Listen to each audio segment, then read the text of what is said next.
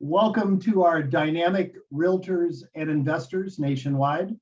Today is Thursday, June 9th, 2022, and this is All the Leads Mastermind podcast number 381. And as Bruce was just briefly mentioning before we turned on the recording, or messing, either one, we do have a winner of the week. We do give a reward, a discount on your leads to the winner of the week, and we also have an idea of the week. So we encourage both. Bruce, it's all you. All right. So I'm just going to clarify what Jim just said for those that maybe are here the first time or you're listening to this the first time. This is a live call. If you are listening in podcast format, there are 40 some people here with us today on live on Zoom. I can see about half of their faces and the others are a black box. Okay. So we love people to join live. We are streaming on Facebook and YouTube as well. But if you're listening after the fact, we're gonna encourage you guys on Thursdays at 1 o'clock Eastern time, every single Thursday. I think we've only missed like one or two in 7 years. We do a live mastermind call where you get to come on and ask your questions. You get to share challenges, and we can help offer some advice on different things that you might be struggling with. It's a little bit of a probate focus, but we also focus on divorce, pre-probate, really any kind of transitions type of lead that you may be prospecting and marketing to. And then we're here to help you grow your businesses. Occasionally we have guests on to help share some ideas and tips. If you come on live and you share a win, a success, maybe you got a listing, maybe you signed a deal as an investor and flipped a house or got a wholesale deal, those successes, specifically those that come out of your probate, your pre-probate, or your divorce lists, we want you to share those. We will take whoever has the best win of the week, and you're going to get a credit toward your leads next month. We also want general ideas as well. So if you have an idea, a way that you're getting business in this crazy market that we're in right now, raise that hand, share that idea. It does not have to be probate or divorce related. It could be just a general idea. And we'll take the winner, whoever has the best idea of the week, and we'll also give you a credit toward your leads next month. So we highly encourage those. A lot of times it turns into people that are just asking questions, which is amazing. We love your questions. I certainly love them because I get to put my coach and trainer hat on. But we also really like those successes and those ideas that you have that other people can implement into their businesses as well. So that's an expansion on what Jim had to say. Yesterday, we had an outstanding listing success or a listing mastery class, tons of questions. I think it was my biggest class yet. There were nearly 100 people there. And it was good. You guys got to see the listing magazine. I've got several people that are working on that as we speak to build out their listing booklet for their presentations. It was exciting. July, we've got a whole new round of trainings that are coming out. So be watching your email. It's still kind of early in June. So over the next couple of weeks, be watching your email for that July class series. And we'll let you know about that. I look forward to seeing more of you in that training. Before we dive into the questions, and I am going to remind everyone, if you have a question, a win, or an idea, raise your hand or chat it in. And by the way, it's a $100 credit if you have the idea of the week, and another $100 credit if you have a win or a success story of the week that's probate, divorce, or pre-probate related. So before we take any questions, I'm going to kick it over to my fellow coaches and see if anyone wants to share. Jim, Chuck, Tim? I do not. I'd like to hear what our people have to say today. I'm good. Okay. Well, so far there's no hands raised. So raise your hands, guys. Even if you don't have a question, you'll think of something. Yeah, I've got a question. I've got a question. Please. Hello, can you hear me? Hey, there's Bud. Yep. Yeah. Okay, just an idea.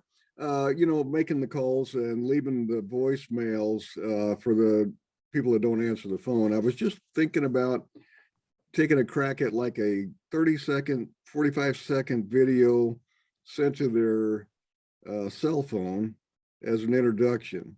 Has anybody ever tried that with like Bomb or something? I have. I'd like to hear from some of our other subscribers to see if anyone else has done that, but I've done Bomb videos from that. I consider that an extension of marketing. It may or may not get a direct or immediate response, but it is an extension of that marketing that you're doing. So I would highly encourage that if you have Bomb or another video sharing platform that you can text or email from. Well, I thought maybe they would just at least watch a 30-second video, even though they don't want to return calls. And then the second time I call them, maybe it'd soften it up a little bit. Absolutely. I love the idea. I don't know that we have anyone that's doing that consistently. So if you start doing it consistently, Bud, and get some results, come back and share that with us. And if it works really well and we don't see you anymore, we'll know that you're just hiding your success. You're hiding your secret. Okay, thanks, Bruce. Hey, Bud, I was going to add, we have, over the years, we've had a few people try that. And certainly, you're not a bad looking guy. If you're just sitting there in your office and you want to do a video, that's probably the easy way to do it. We have heard some successes that people have had.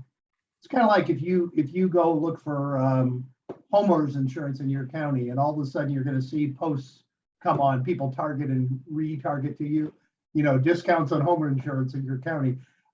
We've had a few subscribers that have done that video standing in front of their local courthouse, and where you're standing there and you do a video of yourself with the, Clayton County Courthouse in the background. It instantly gets recognition with the person who's opening it, and they know it applies to something that they're doing, because, that's where the leads are gathered. So, Yep. Something like that you'll probably do just fine with your videos, but something like that can boost the open rate on the video would be a good idea. And I know that's worked well for people in the past. Yep. Okay, thanks, Jim. Sure. Chuck, anything to add? Chuck might be muted. Yeah, he is. I've got it unmuted. Can you hear me Oh, now? okay. Yeah, we got you now. It's kind of quiet, but we got you. Yep. Sorry about that. I'm mobile set up today. So as far as the video, being able to get, a face to the message, I absolutely support that. I think you'll get, some people won't be very responsive to that, but I know that even from a cold prospecting perspective for, whether you're doing circle prospecting or internet leads and you're reaching out to somebody, as a follow-up, it does have a higher response rate. So I think it's worth the test. I mean, it can't hurt anything to go ahead and give that a shot. But Yep. Perfect. Chuck, I saw a lot of people leaning into their screen. You're very quiet, which is unusual. Turn if you can, turn your volume up just a hair. But we heard what you said. Thank you. Yeah, perfect. Yeah. All right. So what else do we have? Questions, comments? Scott's clapping his hands. Are you clapping your hands or are you raising your hand, Scott? Dwayne is definitely raising his hand. Dwayne, let's go to you. Yeah, might as well jump in a little earlier than I usually do. Jim, that was an idea that got me thinking to go to the outside of it's the Register of Wills here in Washington County. Stand outside, gesture where the place is, and then say we're going to go inside and learn a little bit more, and just use that as I've never done that before. It's something that I need to learn to do. But I could see doing that. That makes sense. Anyone have any thoughts or comments about how to set that up? You set your phone on a tripod, I guess. You have to get a remote mic maybe or something like that. But I see it as being less troublesome than doing it here in the room where I am, because then I got to get everything properly ready and lighting and so forth. There, you're just outside.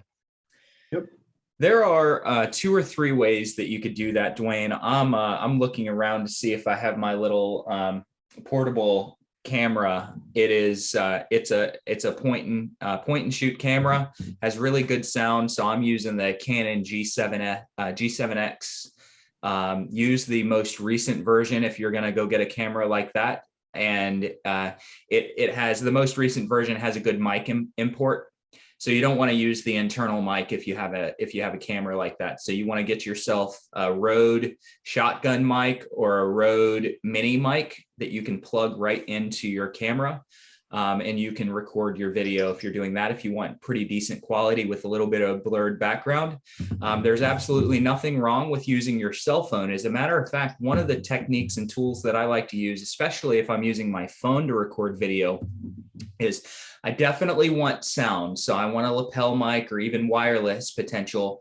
If you're outside, if there's any breeze at all, or if the birds are chirping, that stuff comes through big. So you might want to get a dead cat cover to go onto that mic that just sort of mutes the external sound, specifically wind. And then I use the app Big View. So it's BIGVU, Big View. And if you're looking for it online, it's bigview.tv. It's also an app. You get to type out if your script is going to be short, like a minute or less. You can actually type it out and you can throw it up on your phone. And as long as your phone is about 2 feet away from you, so you could hold it out even like this. I don't know if, yeah, you could hold it out even like this. If you're listening, you're not going to be able to see that. No one can tell that you're reading your script. You sound incredibly natural. It looks like you're going off the cuff, and people go, man, this guy or this gal really knows how to shoot video, because there's no ums and ahs. You've cut them out. You just wrote your script. So that's a really, really great way to do it if you're a little bit uncomfortable on camera. If you're fine with camera, just wing it. Stand in front of the Register of Wills, the courthouse, an attorney's office, get yourself into a professional or a legal setting and shoot that video. But if you're looking to do that outside, make sure that you have a good mic that blocks the wind with a dead cat filter. Those of you that don't know, you're not going out and killing a cat and putting it over top of your microphone. That's what it's called. You put a dead cat filter on it to make sure that it blocks that wind and kind of the external sound out. And if you want to read your script, you want to write it and read off of a teleprompter, get yourself the Big View app, BIGVU, or you could wing it. I kind of like people winging it a little bit. It's more natural, but Big View is a great way to go if you want to read your dialogue. Thank you. Thanks, Dwayne. All right, so Scott is up next. What do you got for us, Scott? I was clapping. That's why it wasn't staying up there, and I couldn't figure out why it kept going away. But a couple things. Do you do this video? Because I've seen trainers talk about sending a video to just, your own database and stuff to check in instead of making a call or leaving a message, sending them a quick personal video. So do you send a video to each client, or do you make one generic one and kind of, because I think it's a great idea to try to get something different than just a voicemail or call. But a second question with that, I see a lot of my leads coming in that have do not call on all the PRs and all the way down. And I've tried some of the other leads, and I did get a really good lead from a different person who actually liked what I had to say and sent her, the PR, a message, and they were interested. And then I find out they're meeting with buyers this weekend to close. I'm like, it wasn't even on the market. I don't even understand that one.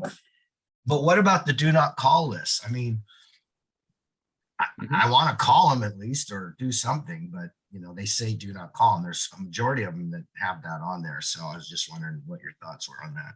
You're about to get a series of responses from us that all follow the same theme. All follow the same theme. Tim is going to respond with a little tiny bit more caution than I respond with, but we're going to tell you that the decision is yours. We give you all the data. We tell you who's on the do not call list, who's not on the do not call list, and ultimately the decision is yours. You want to hit these people. So if you're not going to call them, at minimum, you need to double down on mail, because you need to get in front of these folks. You might want to knock on doors. Okay. Some of our subscribers call, some of them don't. That's a risk that you've got to make that determination for yourself on whether you're willing to take it. Okay. Tim, do you have anything to add? Because you usually throw in with a little bit more caution than I go with. You don't know me. You don't know me that well. So here's the only thing that I would say is this, and We do this to keep our heinies, as Jim would say, we keep our heinies clean. I mean, one of the things that we certainly are not going to tell you is to violate the law. And you should become familiar with the TCPA. That's the thing that covers those kinds of issues. Now, I will also tell you that in my opinion, and this is an opinion only, there is a gray area here. The personal representative has been appointed the legal representative of that estate. And if you have a legitimate reason to call the estate, then, that's a decision that you have to make. And it's a choice that you have to make. The numbers are there. We do what we need to do to make sure that, as in everything we do, we give you the best possible info we can. Obviously, what Bruce said is certainly important, and that is that regardless of what you do, get a letter out there, get something in front of their face, so that at least if you do call, that you're calling on what could be a warm lead at that point. Hey, I sent you a letter, I sent you a postcard, I sent you a book, I sent you something. And that's what you're following up on. The other thing about it that keeps you clean in some cases is it depends on how you make that phone call. One of the things that Bruce has said to make this easy is it's a general call. It's not a direct solicitation for probate. You're basically just calling as a realtor. You're just out there, calling for business. You're not calling on something specific, and you're not notifying them that, you found that they were in probate and all of that. I'll just share one other goofy thing with you. I saw a blooper reel. This is one of the videos that one of the customers sent me a while back, and it was a concept he rejected. He had a picture of himself. It was a video of him, and he had an old hearse running down the street, and he was chasing it. And so that was going to be his video that he sent out. He was a hearse chaser. He chose not to do that. It was probably a smart move. But anyway, So be careful. I Make do- yourself familiar with the law. I do get the list, and I don't know how fast the ISAs have been calling on that list. But as soon as I get the list, I have my own mailing system in my office. So I literally upload the list to them with one of the sample letters of the services, like the 6 points or the most commonly used services. And I send that out immediately. So I never even call them till after the fact. And I've had calls from that alone. Mhm. But, so I'm always thinking they got a letter before I ever call them. But I'm going to start calling the do not call list, because there's 100 of them. There's like most of them don't want to get bothered, so they just get on the do not call list. You're like, I didn't hear that. Yeah, we're covering our eyes and ears, and you can do that. I'm a rogue. Yeah. So You're a madman. the other, You're a madman. Hey, So Scott, the other- I tend to be on the opposite end of caution of Tim's, but I'm also careful what I have to say. I will say that we guesstimated one time that our subscribers have probably made 8 million plus calls. And I can say for a fact that, to our knowledge, we're not aware of anybody having any issues. That's a fact. Now, having said that, still, we're not telling you to call them. right. And they may Doesn't mean that say, you're not going to get yelled at. Even if you do make those calls, you're going to get people who are on the do not call list who said, why are you calling me? I'm on the do not call list. And that's why, I would say, whatever you're doing, be careful with your introduction so that you don't instantly antagonize somebody. And once you get past the initial part of any kind of conversation, if you've built rapport, you're home free. Yeah. So it's a game. You got to learn how to play it. It becomes that thing where your opening is either going to, your first 15 seconds is either going to alienate the person on the other end, or it's going to open them up. And that happens whether or not they're on the do not call list. Some people will open right up because your introduction, your opening is powerful. It's good, it's engaging, and it gets them communicating back with you instead of just waiting on your pitch. And you're calling with a service to offer, not necessarily a direct sales solicitation. So the technique you use is good. And of course, Scott's been in foundations. He prospects a lot. I'm sure Scott's opening is powerful. I've heard it, so I know it is. And I think the key point is going to be that you lead with that helping hand, so that you're offering help. So going back to that gray zone, you're not selling anything to them. You're saying, hey, look, we help people just like you overcome the obstacles when they're settling an estate. And, you know, by approaching that, let's sit down and figure out a strategy that's going to work well for you. Mhm. I think from that vein, I wouldn't have an issue with the red face test in front of a judge or somebody who was looking at a complaint saying, look, I didn't have anything to sell and I didn't use a robocall service to do it. So that's part of the gray area, Right. but how you could approach it in that particular situation. All right. Well, this is one of the few lists I've ever even had, or any lead source that actually showed them on either a list of do not call or whatever. So when it came to other prospecting, I never cared if they were on it or not, because I didn't know. I called them anyway. So I never got in trouble. I'm just wondering, since we know in the beginning, what are the ramifications, if there are any? I think most people will just say do not call and hang up and be mad versus reporting you and try to, I Yeah. can tell you that generally we are one of the only companies that goes to the trouble and the cost, because it costs us to do this. We go to the trouble of doing it because we want you to know what you're dealing with. Mhm. And most companies do exactly what you said. They put the name out, it's name, address, city, state, zip, and phone number, here you go. And they don't flag it, they don't do anything else. They also don't dig down and give you multiple phone numbers. And we feel it's the responsible thing to do to tell you if in fact we know that they're on the do not call list. We're just trying to help you, but all right. I think we've Perfect. exhausted that pretty well. Right. One Perfect. last thing about the video.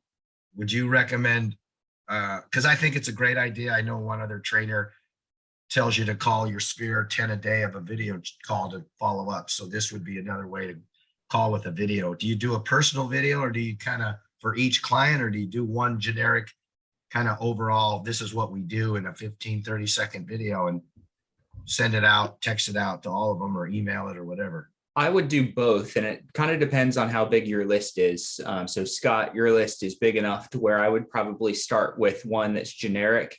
Hey, I'm standing here at XYZ law office, or hey, I'm standing here at this county's courthouse. And I wanted to just come to you really quickly and tell you about the probate process, and boom, go into your content. And then if you have a big county, I would likely also follow that potential video up at some point in the future with something a little bit more customized to certain individuals. If you've got 200 to 300 leads that add to your counties, to your list every single month, it might be cumbersome to do that. So if you're going to do it, you might want to pull out the 10 or 15 PRs that are out of town that might have trouble getting in, and send them a custom video at some point during your campaign. If you're in a smaller county, you're probably going to want to do custom video to everyone on your list. So it really depends on how big your county is. Just build it into your campaign, put it in your CRM so that you know, okay, hey, it's time to send 3 videos out today. Or if you're doing a generic one to everyone, which I do think that you should have in your campaign, you're going to want to you're going to want to just kind of roll those out through a system such as BombBomb, and there are some others, but system like BombBomb to everyone all at once. You know, it'd be cool but time consuming is every attorney that has been assigned to these leads, since most of them already have an attorney. I mean, I think 90% already have an attorney assigned to the probate. Stand in front of their office to that client. Yep. Yeah, absolutely. It would certainly be something to consider. They might ask you why they're recording their building if you don't know them, but definitely something to consider. All right, I've got a handful of chatted questions in. Before I go to a couple of the questions that have been written in, let's go to Sherry really quickly and take Sherry's question live. Thanks, Bruce. So while we're on this topic of videos, when I do a video on my phone, and do I need to condense it in order to put it on Facebook or on one? And are you saying bomb? Yep. Like BOMB twice? Yes, BOMB 2 times, BombBomb. Okay.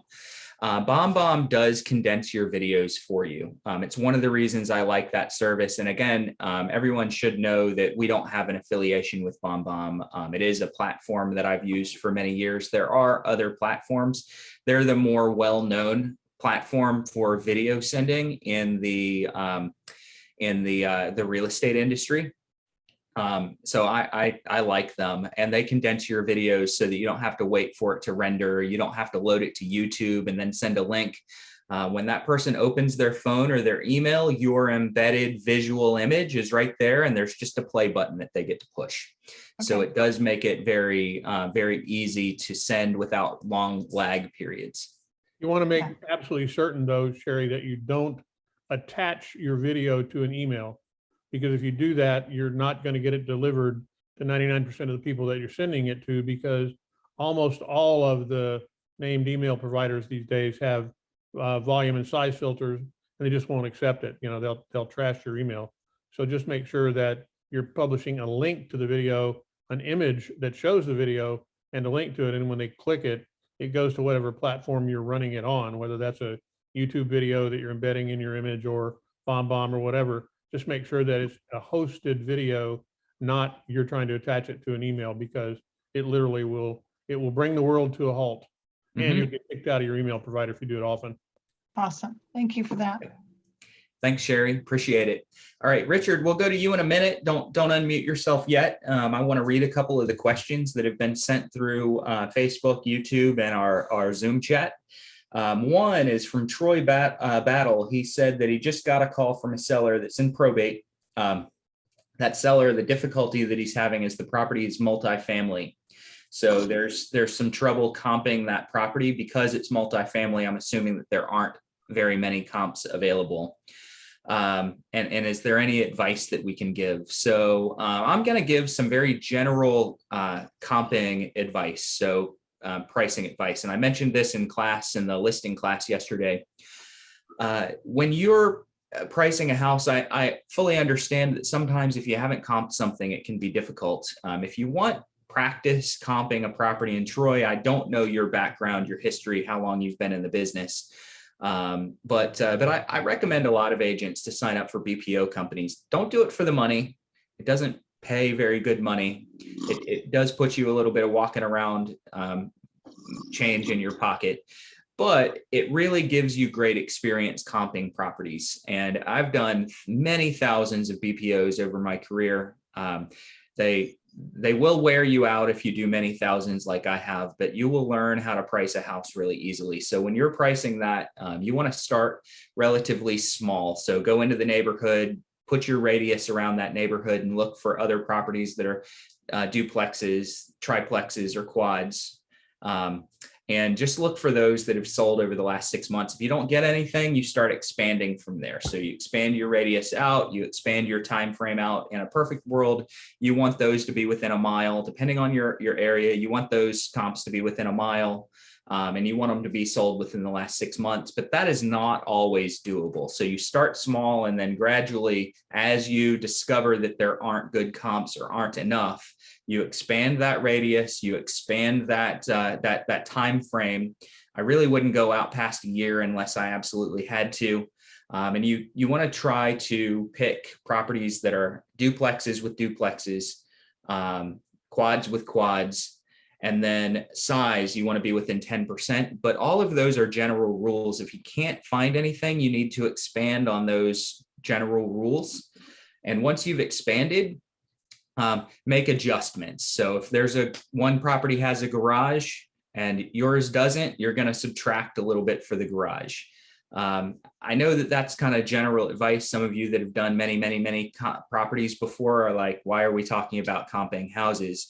But multifamily properties can be a challenge when you're comping them for the first time.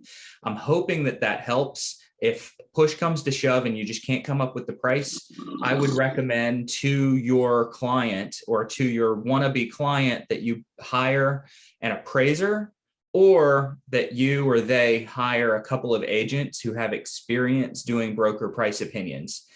So an appraiser is probably going to run $500. Whereas an agent that has experience comping multifamily properties, they might only charge $75 or $100. So you could always hire a few agents that have experience putting broker price opinions together to give you a report. Don't hire the agent around the corner, though, that's never done a BPO, because they're not going to have any idea how to price that house. So make sure that they have some experience doing broker price opinions if you're gonna go that route. Hey, Bruce, if it's multifamily, the other thing that I think you need to be aware of is that it's not the same as a house. It's not the same as a residential. And I know that you know that and they do as well. But the key element that you have to add to whatever you're looking into is who's on the lease.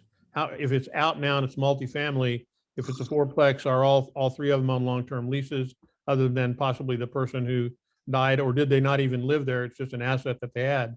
You need to look at the value of the leases and what the long-term is. Also, what the vacancy rate is for the same kind of story.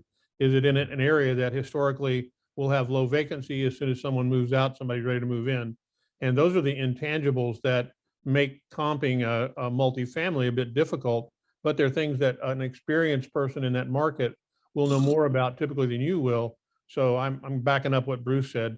Find somebody who's got some expertise in the market, but make sure when you get that information from them, ask if they have factored in occupancy rate, things like that, even down to discussing cap rate and all that. Those are things you should look into, but multifamily is a different beast and you just got to make sure that you're right. And that's a big factor in it. Yep. Tim mentioned cap rate a second ago. Cap rate's a great way to price your house, price your properties. It's not the only way comps are the best, but if you know that the average cap rate in your market is a 6 cap or an 8 cap or a 10 cap, you could always figure out what that income potential is and the actual income on the property and comp it out that way by multiplying the net income on the year. Multiply it by or divide it by 0.8 if it's an 8 cap, and you get your price. That's a way to do it. Now, Brian, credit where credit's due. I was going to throw this in as well, but Brian Wilson also chatted that he said he's dealt with many contentious estates. The only thing that satisfies everyone is having an official appraisal. So having an appraiser or two on your team is critical. Absolutely, 100% agree. Depending on the market, I've actually had an appraisal on every single listing that I took in certain markets. So getting appraisers onto your team is a way to do it. And if you're doing a lot of appraisals on properties that you list, you might not have to do it in this market unless it starts slowing down. But getting those appraisers on your team and getting one that does a volume discount, you might be able to get some quick appraisals done relatively affordably. Instead of spending $500, you might be able to get them down to $175 or $200 for a full-blown appraisal just because you're sending them multiple deals. So consider putting those appraisers on your team. Troy, does that help? Just one other quick thing about cap rate, and let's get off of this because we're beating it to death. But you need to be, if you're going to start dealing with cap rate, you're going to ask the questions, become familiar with how cap rate is calculated. It's not a difficult calculation at all. You just got to have the data to do it. And what it's basically giving you is, what is this property expected to return over time? It factors in those sorts of things. What's the potential return on the investment? It'll estimate that. And if you just type in what is cap rate into Google, you'll get a lot of different resources that provide that for you and can give you that information. Mm-hmm. Learn about cap rate. You should do that. You should be wise about it, particularly if you're going after anything other than single family house. Mm-hmm. So moving on, 2 quick logistical questions, just because these are going to be really fast to answer before we get to Richard. So Richard, go ahead and unmute yourself. One question was for marketing via door knocking, can we design door hangers? And the answer is absolutely yes. We can do anything that you need printed, anything that you need mailed. We can set up entire mailing campaigns for you. If you want listing books or door hangers or postcards or anything, let us know. We can definitely fill that for you. And then the other question that was from Dwayne is he wanted me to mention again what the camera that I used was that to record video. So if you're not going to use your phone, and most of you are going to use your phone, you don't have to spend a bunch of money on this stuff. But if you want a point and shoot camera that records great video with good sound, it's the Canon G7X. And I think it's the 4th generation. So it might be the Mark IV or Mark V, but the Canon G7X. Mark IV or Mark V. Get the latest one that has the mic input. so that you can get good quality sound. And make sure if you're doing that, you have a good mic to plug into the mic input. Don't rely on that camera's internal system. I would not rely on my phone's internal microphone either. A great sound makes all the difference in the world. All right. So Richard, we've got Richard up next. What do you got for us? Hey, good afternoon, guys. It's really tough for me right now as far as where I'm at. I'm in the doctor's office, so I'm waiting to be called. So I just have two questions. One question is, I got a decedent that died in February, and there's only two heirs, brother and sister. They still haven't returned. I helped them, by the way, I helped them get an adoption for a German Shepherd, which they had no idea what to do with it. So just so luckily I had someone for that. So I was able to do that for them. But they still have the lease on a vehicle that's still parked in the house. What do they do with that? How do they go about it? Wow, man, these are the two amazing points that you brought up, and a good point and a good question. I want everyone to hear this. Out of the ordinary situations, I'm assuming if you help them get a pet adopted and you're helping them return a lease to the dealer, holy cow, they're going to do business with you for sure. You're going to get something out of that. And I love hearing these outside stories because this is what we preach. This is what we preach. You're providing value. And in return for that value that you're providing, you're almost certainly going to get the real estate deal along with it. So don't go in, I'm here to sell your house and sell your house only, or I'm here to buy your house and buy your house only. You're giving great value. And I just want to give you applause for that, Richard. Now, what do you do with the car? Do they know where they got the car? Do they know who the dealer was? I believe so. I believe they're getting still statements. Yeah, I believe they do. Yeah. Have they called them and do they have an attorney? That's where the problem is. It's a brother and a sister, and the heirs. Give me a second. I'm getting a call, which I have to reject. So it's a brother and sister heirs. And the brother, the guy, is being very uncooperative. He's in a rush to sell. He wants his money quickly. So he's pressuring his sister, and the point is, they both have different attorneys, and according to, because I'm really helping out the sister or the woman. Because I don't know the guy yet. I don't know the brother, but he's very. They have two. They both have different attorneys, and the sister went and got an attorney that's not even. He doesn't even specialize in probate, but it's really tough because of that. Because they're not cooperating with each other. Who's the personal representative? They don't. They according to the attorney of the woman, they are both going to be administrators, where both attorneys will be the administrators, according to him, because I spoke to him. Okay. Have you spoken with the attorney of the brother? No, I have not. All right. Got to do that today. Today. Call that attorney. Just take 5 minutes, introduce yourself. He is going to put it on the bill for the estate. So don't gobble up a bunch of his time, but this is, hey, this is an opportunity to introduce yourself. Let him know I got a pet placed and I'm looking to get this lease returned. I wanted to make sure I was doing it the right way. And the attorney's probably going to really appreciate that you're doing some of his or her job for them. So call that attorney immediately. You need to be in communication with both attorneys. I would say that the attorney should probably be responsible for returning the lease or giving you direction on how you should do it.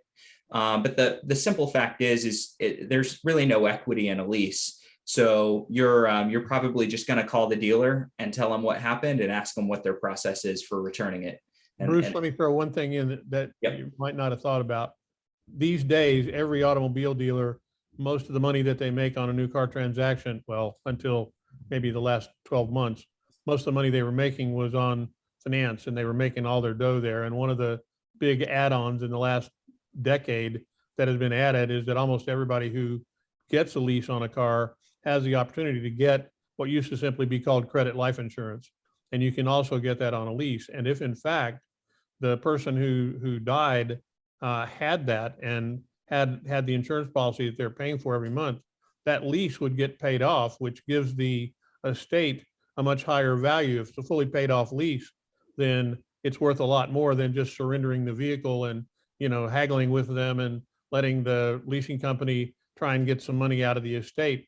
They may be owed more than you might even know. So request a copy, if you don't have it, of the lease itself and any other documentation that went with it, so that there's full disclosure, because that's something that could be hidden in there and it's a hidden gem. It also makes you look real smart to ask those questions. Yeah. Do you request that, Tim, from the dealer, or is that who you're requesting it from? I'd start with the dealer or the finance company. In most cases, the dealer is only going to tell you who it's financed with if they know.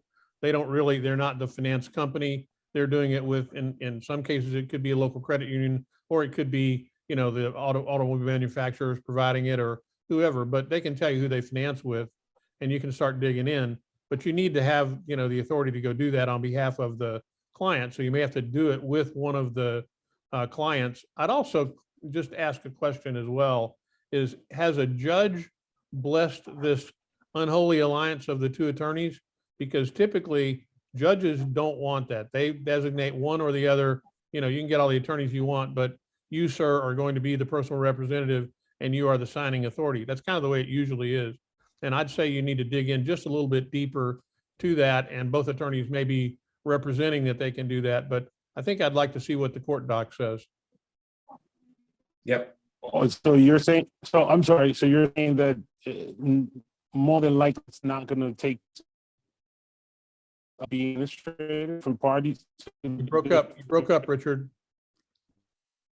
Hey, no, so you're saying that more than likely both attorneys will not be administrators? Is that what you mean? I'm not saying that, I'm not saying they're wrong. What I'm saying is that's very unusual. Very unusual. They usually don't share that.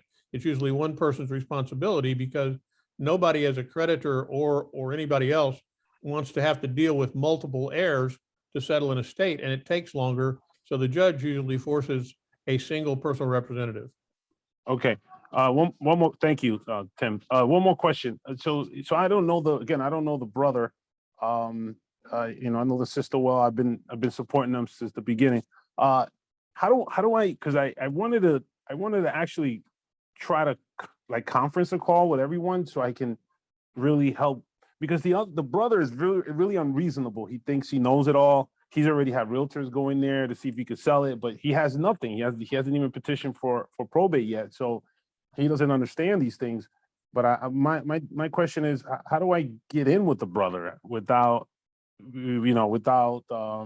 seeming like, you know, like I'm trying to get something from him? I don't know if I'm phrasing the question correctly. Does he know what you've been doing for them? I have no idea. Hmm. I'll be honest with you. The woman, she's not you know, like we say, that she's not playing with a full deck of cards. She's just not all there. Like, you know, have to repeat things to her over and over. And she's very emotional. At any moment, she just starts like crying and stuff. She does have a husband, which the husband, I'm in communication with him too. Does she get along with her brother? No.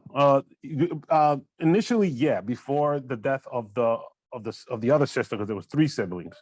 So before the brother got an inheritance, it was all good. Now, because he knows he might be getting $200,000-$300,000, you know, he's being like, you know, like kind of like greedy and bossy, that kind of stuff. Okay.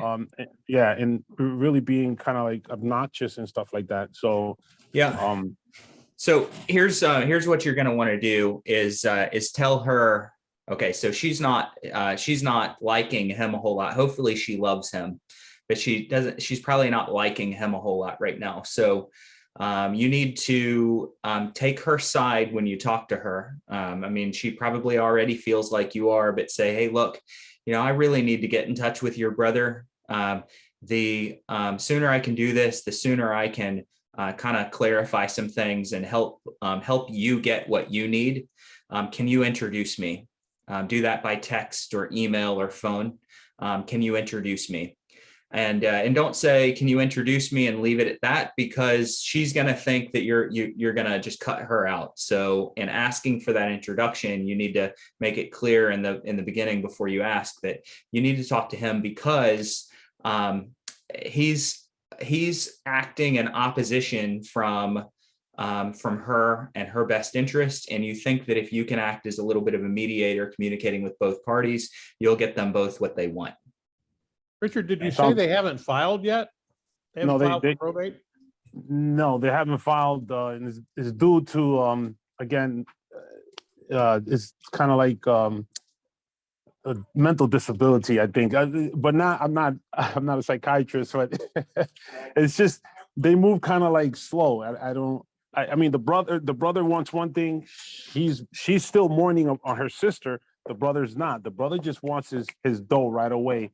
So no, they haven't filed because he went along and got this is his second attorney, the brother, and now he's just looking for an attorney that's going to go with what he wants. Mm-hmm. He's not looking for the truth. He's just looking for validating and supporting what he thinks the ways things go. So they're in right now. He sent her a waiver for him to be the administrator, but she doesn't want to sign that. So just real quick, and we're gonna run out of time here, and I know we've got some other things to talk about.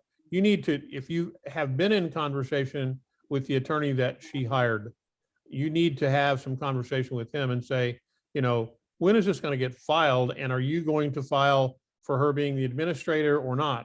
Because if the guy sent you or is trying to get her to sign to let him be the administrator, then this whole thing about both attorneys will be co-administrators, that's a bunch of malarkey. That's not happening. And I think the thing that I would tell you is you're investing a lot of time, energy, and money in something that until that probate gets filed, you got nobody to deal with. You can't, even if somebody was willing to do it, you can't do anything. Mm-hmm. And that's an important thing to realize. Until it gets filed, you're just kind of in the wind twisting around. And I would urge you to get with that attorney, and the one that you do have a conversation with, and say, look, I'm investing time and money trying to help get this done, and I'm doing it on best intention. How can we work together to make this happen, and maybe get all the parties around the table, and you become the mediator and get it done? I mean, you got nothing to do but try to get that. If he becomes the admin, I think you're probably going to be out in the cold. The last thing I'm going to say is, if he's hot to get money and you sense that's what it is, there's probably a motivation there that you may not be aware of as to why he needs that money. This may be a great opportunity for you to suggest that it would be a good time to maybe look at doing the cash advance program, get him some short-term money to work against the long-term. Yep. Agreed. Thanks, guys. Thank you. Appreciate that, Tim. You bet. Let's finish up. All right.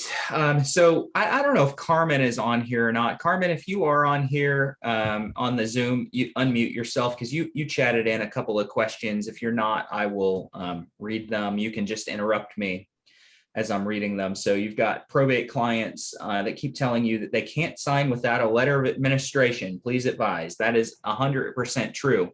If they do not have their letters testamentary, and that's what it's called in most states, or letters of administration from the court approving them as the PR, approving, appointing an administrator, something like that, they can't sign anything. Well, let me tell you this. They can sign all day long, but it's unenforceable.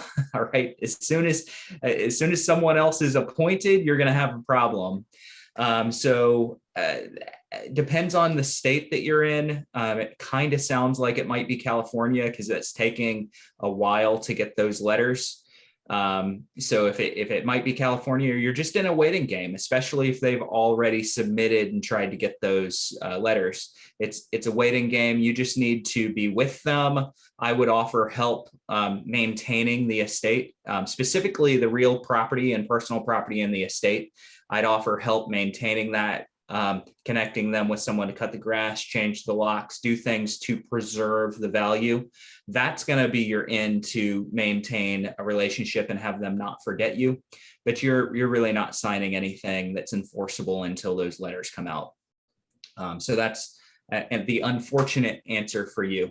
If they're dealing with an attorney, talk to the attorney and find out if the attorney knows what's taken so long. It might be the attorney that's the holdup, might be the court. We don't know yet. So you've got a little bit of digging, but it's not uncommon in states like California and certain counties to have a backlog and take a month or a little longer to get those letters issued. And I don't think Carmen's here. I'm not 100% sure about your second question. You asked a question about an appraisal. Carmen, if you are here, just chime in. And maybe we can answer the second question offline because I'm not 100% sure what you mean there. All right. Do we have any other questions, Zeke, that I might be missing? Hey, Bruce, a couple things I want to make. We've had some great chats there. If everybody gets a chance, I don't know if you can do it after the call, go read those chats. Brian made a couple really good points. TJ asked a question that I wanted to address about if there's a living trust, it doesn't come up in the probate. That's generally accurate, and it does come up in the pre-probate, which we can provide to you. Generally, the trusts do come up there. And Brian made Brian's points: be on the side of the estate. You don't want to be the one that's wrong. You're just giving them the facts. Be on their side. Those are all great points. I don't see anything else. Do you see anything else, Tim? The only thing I was just going to say, the one thing to be aware of in regard to trusts and all of that, if they tell you, oh, the property's in a trust, it's been handled and all that, that doesn't mean they're not going to sell it.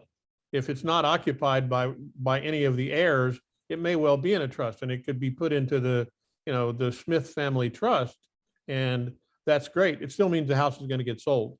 And so at some point it will come out of the trust, and what you're looking for is to build that relationship. If there's anything that you can do, well, that's great. It shows you, that, Mr. whoever it is passed away, did a great job of providing for your future. What are your plans for that house as part of the estate?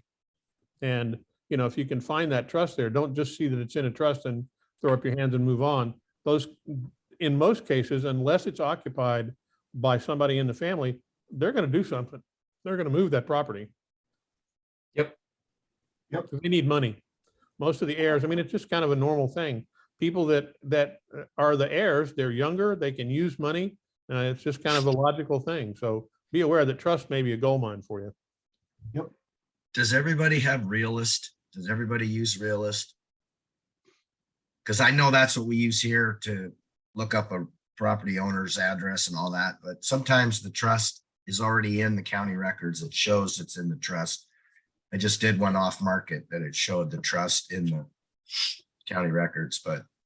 So to Scott's point, guys, Realist is a platform that often it's independent, but it's often connected to your multiple listing or your association of realtors if you are a realtor. So if you don't know what Realist is, go look and see if you have a Realist account by default. If you're a realtor, ask your association if you do. I would venture to say that those of you that are agents probably do, and you just don't know it. All right. It's similar to going to your county court records and look up things that way, but that can be a little cumbersome. Realist is really condensed. And like you said, it's probably a third party that makes it easy for us than going on county websites looking for all their crap because it's ridiculous. But you just type in an address or you type in a person's name and it pops up who's the rightful owner in that record. Now, records are not always 100% accurate, but for the most part, you can at least get a good idea. Perfect.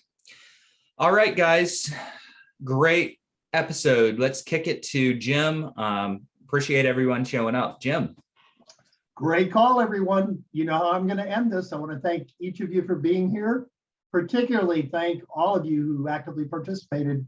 I challenge each of you, take one idea that inspired you on this call, go out and put it into practice And please come back next Thursday and share your results with the group.